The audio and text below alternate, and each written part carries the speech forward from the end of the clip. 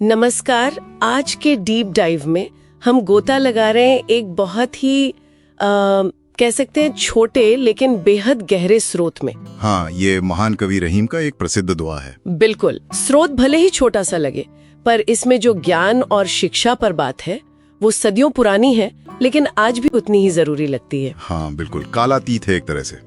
तो दोहा कुछ यूं है, रहमन जो नर शिक्षा पावे, सब दुख हरण, ज्ञान से बढ़कर कुछ न, जीवन बने धन्य। सीधे सादी पंक्तियां है ना? हाँ, लगती तो है, पर सवाल ये है कि इनमें गहराई कितनी है?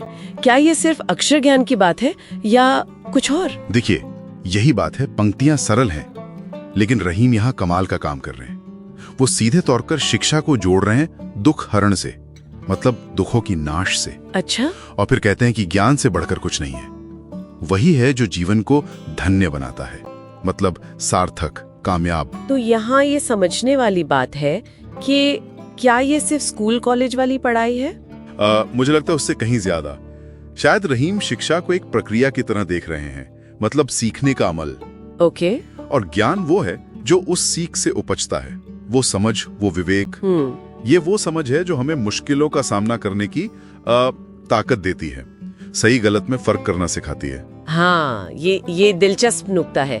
मतलब सिर्फ जानकारी, जिसे हम इंफॉर्मेशन कहते हैं जी, वो इकट्ठा करना काफी नहीं है। नहीं, बिल्कुल नहीं। उसे समझ में बदलना, मतलब ज्ञान बनाना, वो जरूरी है। पर ये ज्ञान दुख कैसे दूर करता है? क्या ये मतलब कोई प्रैक्टिकल ज्ञान है, जैसे कोई हुनर सीख लिया, या कुछ और गहरा? मेरे ख्याल में इसमें दोनों बातें शामिल हैं। देखिए, व्यावहारिक ज्ञान मतलब प्रैक्टिकल नॉलेज, वो तो रोजमर्रा की मुश्किलें हल करने में मदद करता ही है, इसमें कोई शक नहीं। हाँ, वो तो है। लेकिन शायद रहीम का इशारा उस गहरी समझ की तरफ भी है जो हमें चीजों को सही नजरिए से, सही पर्सपेक्टिव में देखना सिखाती है। अच्छा, जैसे जब समझ बढ़ती है तो मोह कम होता है ना, डर घटता है, संतोष बढ़ता है। ये जो अंदरूनी बदलाव है, हाँ, शायद वही दुखों का असली हरण है, और इसी से जीवन फिर बोझ नहीं लगता, बल्कि धन्य लगता है, एक नेमत जैसा। समझ गई। तो ये सिर्फ बाहरी हालात बदलने की बात नहीं हुई, बल्कि अपने अंदर के नजरिए को बदलने की बात है। बिल्कुल। और ये ज्ञान से ही मुमकिन है। बिल्कुल। और आज के दौर में तो जहाँ चारों तरफ से इतनी जानकारी, इतनी इन्फॉर्मेशन आ रही है, ये बात तो शायद और भी ज्यादा जरूरी हो जाती है ने? आपने बिल्कुल सही नस पकड़ी है।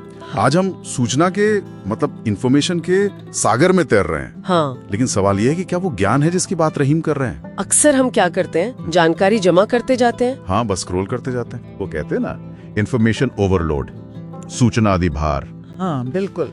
तो रहीम की ये पंक्तियां जैसे हमें याद दिला रही हैं कि असली दौलत जानकारी का ढेर नहीं है, बल्कि वो शिक्षा है जो समझ पैदा करे, और वो ज्ञान है जो विवेक जगाए। तो कहीं हम ये भूल तो नहीं कर रहे कि जानकारी को ही ज्ञान समझ बैठे हैं? हम शायद कनेक्टेड तो बहुत हैं, पर क्या उतने ही वाइज, मतलब ज्ञानी भी हो रहे हैं? ये सवाल तो सोचने पर मजबूर करता है। सही कहा, बिल्कुल। रहीम का ये दोहा एक तरह से हमें फिल्टर लगाने की सलाह दे रहा है। फिल्टर कैसे? मतलब शायद हमें खुद से ये पूछने की जरूरत है कि जो हम सीख रहे हैं या जो जानकारी हम ले रहे हैं, क्या वो वाकई हमारे दुखों को कम कर रही है? क्या वो हमारे जीवन को बेहतर, सार्थक बना रही है? अच्छा। अगर नहीं, तो शायद वो सिर्फ शोर है, ज्ञान नहीं। वाह, मतलब एक छोटे से दोहे में इतनी बड़ी बात छिपी है, और ये सदियों पुरानी सीख आज भी उतनी ही ताजी, उतनी ही जरूरी लगती है। बिल्कुल। और ये हमें एक आखिरी कह सकते हैं विचारणीय सवाल पर लाकर छोड़ता है। क्या? कि इस डिजिटल युग का जो शोरगुल है, जो भटकाव है, उसके बीच क्या रहीम का ये सदियों पुराना नुस्खा कि सच्ची समझ और विवेक वाले ज्ञान पर ध्यान दो, क्या ये हमें वो शांति और स्पष्टता दे सकता है जिसकी हमें आज शायद सबसे ज्यादा तलाश है?